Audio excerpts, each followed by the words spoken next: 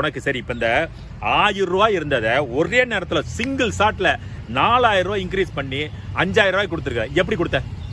எதை வச்சடா கொடுத்த? என்ன ஆதாரம் உனக்கு? இந்த நிதி ஆதாரம் எங்கிருந்து வந்துச்சு? திடீர்னு இவ்வளவு நாள் இல்லாம நீ இவ்வளவு நாள் நக்கிக்கிட்டு இருக்கிற கடன் மேல கடனை வாங்கி 10 லட்சம் கோடி கடனை வாங்கி வச்சிருக்கிற. எங்கிருந்து வந்துச்சு இந்த 4000 ரூபாய்? எங்கிருந்து வந்துச்சு உனக்கு?